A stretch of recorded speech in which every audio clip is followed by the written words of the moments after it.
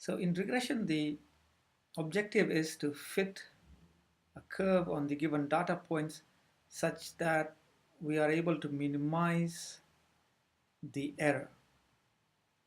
What do we mean by error? Well, at any point you'll find that there is going to be a difference between the actual output that the data is suggesting and the predicted outcome of the model. The difference between the actual and the predicted value is referred to as the error in this case. Now we would like to minimize the overall error.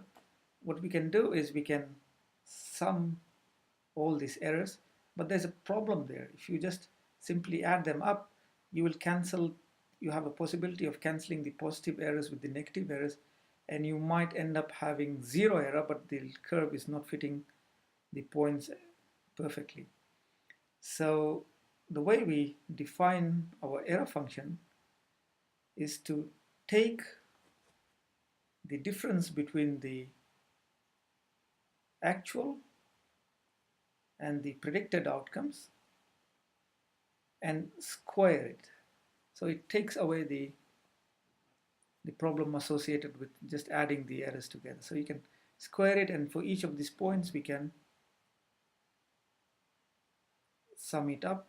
So for n points you can sum them up, and this is our error function. Sometimes there's a half that is added in front for convenience, and the rationale for that is, if you look at your error function, it's a quadratic function, and what we are trying to do is find your parameters such that the error is minimized.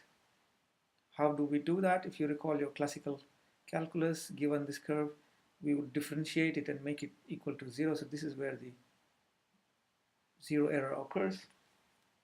When you differentiate a quadratic function, you have 2 in front, so this cancels out.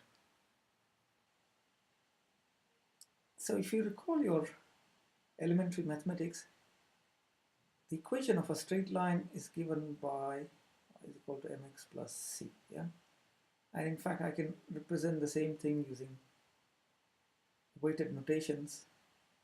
W1 x1, so this refers to the slope, plus W0, which is here in this case the intercept. And as you realize, there are a number of parameters that can be placed, and you have different number of curves that can fit the data. In fact, you can have complex models. You can increase the order of your polynomial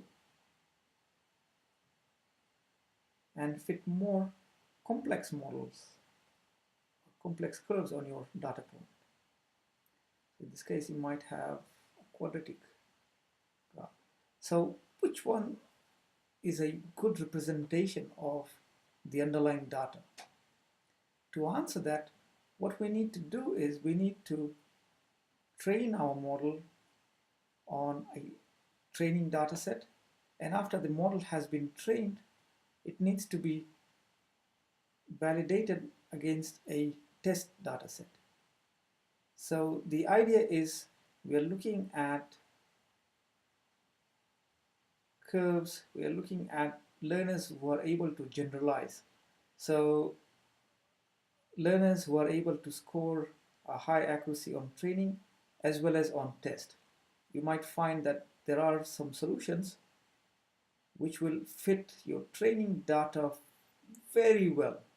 This is one possible curve fitting that gives you 0 training error, but when you subject this model to your test data, you might discover that it gives unreasonable results.